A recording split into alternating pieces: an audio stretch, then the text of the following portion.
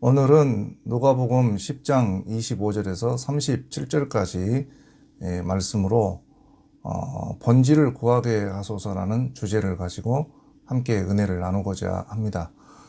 요즘 교회의 번지를 회복해야 된다는 말을 자주 듣게 됩니다. 교회의 본질은 무엇입니까?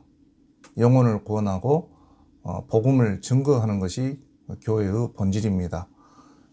예배, 기도, 전도, 교육, 친교 이런 모든 활동들 속에서 우리 교회는 하나님 사랑, 이웃 사랑의 정신을 구현하는 것이 교회의 본질입니다.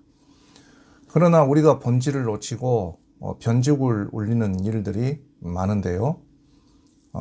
천만 관객을 동원했던 영화 극한 직업이라는 그 영화에서 형사들이 범인을 감시하기 위해서 위장으로 영업을 시작했던 수원 왕갈비 치킨집이 장사가 너무 잘 되니까 형사들이 이 범인을 잡는 그 본질을 놓쳐버리고 오히려 치킨집을 운영하는 일에 열심을 내는 그런 웃지 못할 그런 이야기가 바로 그 영화의 이야기였습니다. 그와 마찬가지로 오늘날 똑같은 일들이 바로 교회 안에서도 벌어지고 있는 것을 우리가 목격을 했습니다. 지난 1년을 돌아보면 종교가 본질에서 빗나가면 얼마나 위험한 일인지를 우리는 그대로 목격을 했습니다. 교회가 영혼 구원, 복음 증거의 사명을 놔두고 그 본질과는 상관이 없는 여러 가지 각종 수입 사업을 벌이고 다단계 활동들을 하고 또 거짓 선지자들이 정치적인 목적을 위해서 사람들을 동원을 했고 또 맹신으로 이단들은 사람들을 이끌어서 국가 방역에 혼선을 빚는 그런 일들을 행했습니다. 요즘 교회 이미지가 너무 나쁜데요. 오늘날 교회는 세상 사람들이 볼 때에 말을 잘 안 듣는 사람들이 모여있는 그런 집단으로 인식이 되고 있고 목사는 자기의 교리적 신념을 위해서 사회 질서를 혼란하게 만드는 사람으로 그렇게 비춰지고 있습니다. 이것이 분명 예수님께서 꿈꾸던 교회의 모습은 아닌 것이 분명하지요. 저는 성경을 보면서 예수님 시대에도 얼마나 유대교회가 본질에서 빗나갔는지를 발견했습니다. 예루살렘 성전은 만민의 기도하는 집이 되어야 할 그 본질을 놔두고 장사꾼들이 매매하는 강도의 소굴로 변질이 되고 말았지요. 예배는 하나님께 영광을 돌리는 거룩한 예전이 되어야 되는데 형식적인 종교 행위로 전락을 해버렸습니다. 또 바리새인들의 기도와 구제는 사람들에게 보여주기 위한 세리머니로 전락을 하고 말았지요. 이런 모든 것들이 다 본질을 이탈을 해버린 그런 모습들이었습니다. 예수님을 찾아온 군중들 중에도 본질을 이탈한 사람들이 대부분이었어요. 영생 구원을 위해서 예수님을 찾아온 사람들이 과연 얼마나 되었습니까? 대부분은 배가 고파서 예수님을 따라왔던 사람, 또 병고침을 받기 위해서 따라왔던 사람들이 많았어요. 저는 누가복음 12장을 읽어보면 어떤 사람이 유산 분배 문제를 가지고 예수님을 찾아와서 주님, 내 형을 명하여 유산을 나와 나누게 하소서 하고 요청한 그 사람이 있었던 것을 보게 됩니다. 예수님이 영적인 문제를 가지고 사람들에게 염려하지 말고 또 두려워하지 말라 한참 설교를 하셨는데 그 설교를 듣고 난 바로 직후에 그 사람은 육신적인 문제를 가지고 예수님에게 요청을 했던 것입니다. 그래서 예수님께서는 그 사람을 보고 이 사람아 누가 나를 너희들의 재산을 나누는 사람으로 그렇게 알게 했느냐 하고 그를 책망하셨던 그 얘기를 하시면서 어리석은 부자의 비유를 말씀을 하셨던 것이죠. 이와 같이 본질에서 이탈을 한 것은 그들뿐만 아니라 예수님 제자들도 마찬가지였어요. 예수님 제자 중에 야고보와 요한 사도가 주님에게 찾아와서 간청을 했습니다. 주님 나라 임하실 때에 그 영광 중에 우리를 주님의 좌우편에 앉게 해 주십시오. 그들의 요청은 세상 영광을 추구하는 기도였어요. 육신적인 성공, 번영을 위해서 주님이 영광 중에 예루살렘의 왕위에 오르시게 될 날, 다윗 왕국을 재건할 때 자기들을 주님의 좌우편, 보좌 좌우편에 앉게 해서 세상을 통치할 권세를 달라고 자기 욕망으로 기도했던 것입니다. 그래서 예수님께서는 그들을 책망을 하셨지요. 너희가 무엇을 구하는지 알지 못하는도다. 주님은 십자가에 달려서 지금 인류 구원을 위한 희생의 죽음의 길을 가고 있는데 그것은 세상 영광이 아닌 하나님의 뜻을 이루기 위한 그런 길이었어요. 그래서 주님이 골고다 언덕에 올라가셔서 이제 십자가에 달리시게 되는데 그 좌우편에 매달린 사람들은 다름 아닌 살인 강도들이었습니다. 즉 야고보 요한은 주님이 죽음을 당할 십자가 좌우편에 달리게 해주라고 그것을 구했던 것인데 자기가 무엇을 구하는지 알지도 못하면서 본질에서 빗나간 육신적인 기도를 드렸던 것입니다. 우리의 기도 생활에서도 그와 같은 일들이 혹시 벌어지고 있는 것은 아닌지 우리가 스스로 자기 점검을 해야 되겠지요. 우리가 본질에서 이탈하지 않으려면 어떻게 해야 합니까? 우리가 영생으로 나아가려면 날마다 예수님을 마음의 푯대로 삼고 그분의 정신과 인격을 본받아 우리가 살아가야 할 줄로 믿습니다. 요즘 사는 게 너무 힘들어서 날마다 현실에 또 치우쳐가고 세상 염려가 가득한데 날마다 말씀과 기도로 자기를 단단히 무장을 해야 할 줄로 믿습니다. 마귀가 날마다 우리들을 유혹할 때마다 말씀을 통해서 그런 유혹의 정체들을 잘 분별하고 거짓 선지자들의 미혹을 받지 않도록 그리고 세상의 그 빠른 흐름에 매몰되지 않도록 자기의 영혼을 잘 지키고 사는 우리 성도들이 되어야 할 것입니다. 오늘 말씀에 보면 한 율법학자가 예수님에게 물었어요. 내가 무엇을 해야 영생을 얻겠습니까? 영생은 종교 본질에 해당하는 것인데 우리가 교회에 와서 예배 드리고 또 기도하는 그 모든 이유는 영생 구원을 얻기 위함입니다.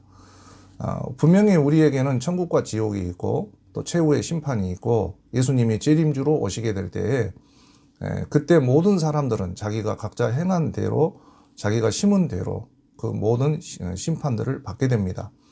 그때 우리는 우리 주님 앞에 흠없는 성도가 되기 위해서는 우리가 이 땅에 사는 날 동안 의와 절제와 인내로서 자기 마음을 잘 준비를 해서 천국에 속한 백성 되기를 힘써야 할 것입니다.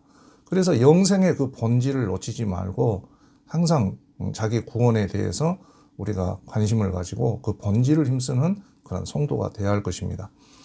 그러나 여기에서 이 율법학자가 질문한 의도는 본질을 질문한 것이지만 예수님을 시험하기 위한 질문이었어요.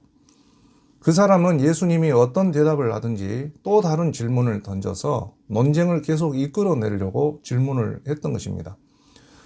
저도 여러 사람들과 특히 그 이단들과 더불어서 이렇게 논쟁을 해본 일이 있는데요. 굉장히 이것은 피곤한 일이에요. 신앙은 절대 논쟁으로 자라지 않습니다. 밤을 새워서 성경 이야기를 토론한다고 해서 그 사람이 믿음이 특심해지는 것이 결코 아닙니다. 신학을 정통하게 공부한다고 해서 그 사람이 영생을 얻는 것이 절대 아니에요. 신앙생활을 하면서요, 절대 다른 사람들과 논쟁하려고 하지 마세요. 차라리 기도를 많이 해야 합니다. 사람은 타고난 기질이 다 있기 때문에 어떤 사람이든지 자기 기질대로 예수를 믿습니다. 특히 예수님 제자 중에 도마 같은 사람이 있는데요. 뭔가 확실한 어떤 증거를 요구를 하면서 그러면서 천국을 더 알고 싶어하고 또 성경을 깊이 있게 더 비밀을 알고 싶어하고 부활의 세계를 추구하면서 영적인 어떤 비밀들을 알고 싶어 합니다. 그래서 그런 영적인 호기심들을 가지고 정교하게 더 깊은 어떤 은혜들을 추구하는데 그러나 그런 사람이 다른 일에도 매사에 확실한 증거를 가지고 그렇게 살아가는가 하면 절대 그런 것은 아니에요. 어쩌면 세상 문제에 대해서는 대충대충 하고 넘어가면서 유독 신앙 문제만 분석하고 따지고 앉아있는 그런 사람들을 많이 보게 됩니다. 여러분, 우리가 세상 일을 우리가 수행할 때에도 우리가 정확하고 꼼꼼하게 사는 것 중요하지만 그러나 신앙 문제에 있어서 우리가 하나님의 영광을 바라보면서 우리가 그렇게 예수를 잘 믿고 또 구원에 이르는 그런 성도가 되어야 할 것입니다. 어떤 사람은 주 예수를 믿으라 그리하면 너와 네 집이 구원을 받으리라. 그 한마디만 듣고도 마음 문을 열고 예수님을 영접을 해서 영생에 도달하는 사람도 있어요. 그러나 어떤 사람은 오랫동안 교회를 다니는데도 자기가 구원을 받았는지 또 구원의 확신이 없는 그런 사람도 있지요. 무엇 때문에 교회를 자기가 다니고 있는지조차도 모르고 그냥 습관적으로 교회를 오시는 분들도 있는데, 저는 우리 교인들 모두가 단순하게 예수님을 믿고 확실한 구원에 도달하는 그런 성도들이 다 되시기를 바랍니다. 그러자 이 예수님께서 율법학자에게 이제 물었습니다. 다시 되물었던 거죠. 네가 율법에 무엇이라 기록되었으며 너는 어떻게 읽었느냐. 그러자 이 율법학자는 이미 답을 다 알고 있었어요. 27절을 보면요. 내 마음을 다하며 목숨을 다하며 힘을 다하여 뜻을 다하여 주 너희 하나님을 사랑하고 또한 내 이웃을 내 자신과 같이 사랑하라 하였나이다. 이 대답은 구약 성경이 가르친 성경의 핵심 사상이지요. 십계명의 정신이기도 합니다. 그러니까 예수님이 율법학자에게 말씀을 다시 하셨어요.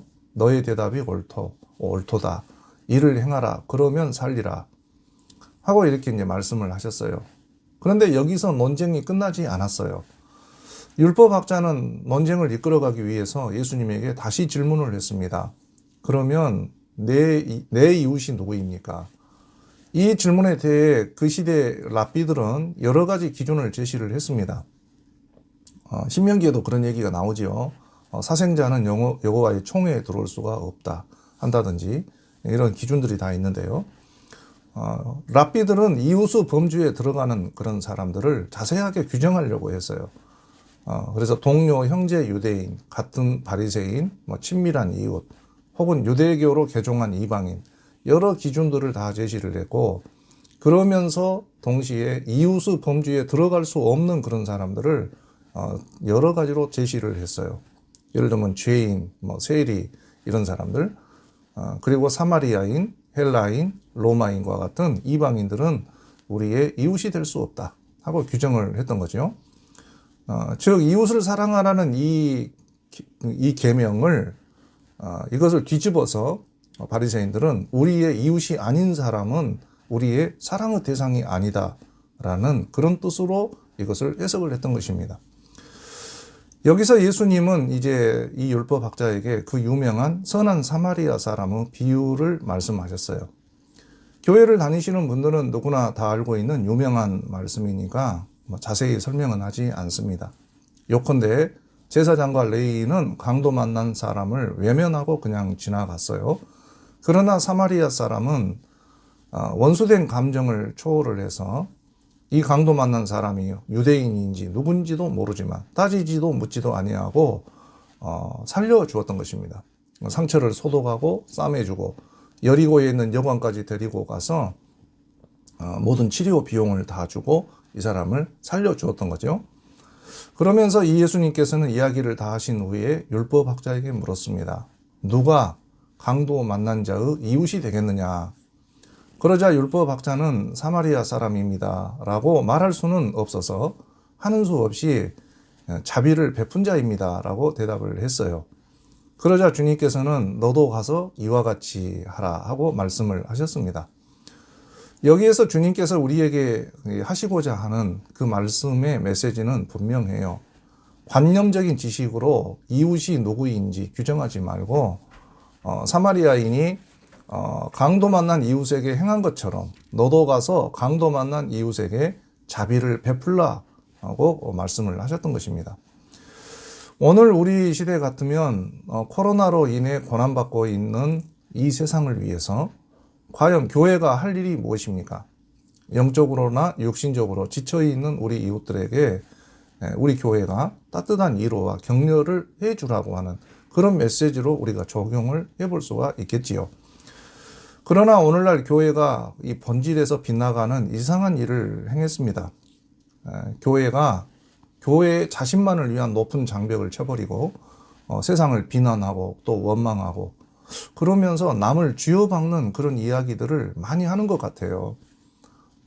요즘 사람들 너무 살기가 다 힘들어서 하루하루를 겨우 버텨가고 있는데 그러면 그런 세상을 향해서 우리가 축복을 해주고 위로해주고 또 불신자들에게도 우리가 민폐를 끼치는 그런 행위를 해서는 안 될 건데 이상한 그런 행동들을 했던 거죠. 이런 때에 우리 교회가 과연 어떻게 살 것인가? 예수님처럼 신앙의 본질을 추구를 해야 된다고 생각합니다.